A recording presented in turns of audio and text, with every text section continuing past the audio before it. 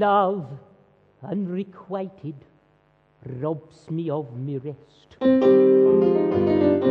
Love, hopeless love, my ardent soul encumbers. Love, nightmare-like, lays heavy on me chest, and weaves itself into my midnight slumbers.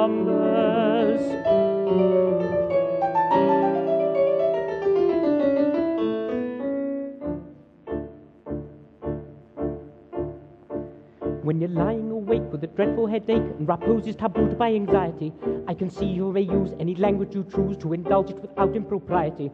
For your brain is on fire, the bedclothes conspire with usual slumber to plunder you. First your counterpane goes and uncarves your toes, and your sleep slips a myriad from under you. Then the blanketing tickles, you feel like mixed pickles, so terribly sharp is the pricking.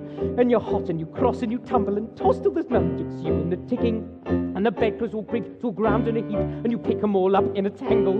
Next your pillow resigns and politely declines to remain at its usual angle. Well, you get some repose in the form of a doze with hot eyeballs and head ever aching, and your slumbering teams with such horrible dreams that you very much better be waking. For you dream you are crossing the channel and tossing about in a steamer from Harwich, which is something between a large bathing machine and a very small second-class carriage.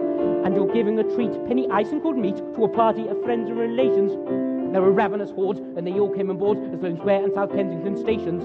And bound on the journey, you find your attorney, who started that morning from Devon. He's a bit undersized, and you don't feel surprised when he tells you he's only 11. When you're driving like mad with this singular lad, by the by the ship's now a four-wheeler, and you're playing round games and he calls you bad names when he tells you the tie's by the dealer. But this you can't stand, so you throw up your hand and you find you're as cold as an icicle. In your shirt and your socks, the black silk with gold cross crossing soles will be playing on a bicycle. And he and the crew are on bicycles too, which they somehow or other invested in. And he's telling the tars or the particulars of a company he's interested in. It's a scheme of devices to get at low prices and goods and cost fixes to cables, which tickled the sailors by treating retainers as though they were all vegetables. You get a good spadesman to plant small tradesman first takes of his boots with a boot tree, and his legs will take root and his fingers will shoot till they blossom and bud like a fruit tree. From the green goes to tree, you get grapes and green pea, cauliflower, pineapple and cranberries, while the pastries go plant cherry brandy or garnet, apple puffs and 3/4 of Banbury's. The shares of a penny and ever so many are taken by Rothschild and Baring, but just as a few are allotted to you, you'll wake with a shot of despairing. You're a regular wreck with a crick in your neck and no wonder you snore for your head on the floor and the heels and pins of the soul and seas of friends and quick for your left leg sleep, and having a toes and a fine nose and a fluff in a lung and a feverish tongue and a thirst and intense and general sense you haven't been sleeping clover. But the darkness is past and it's daylight at last, and the night has been long. Ditto, ditto, my song.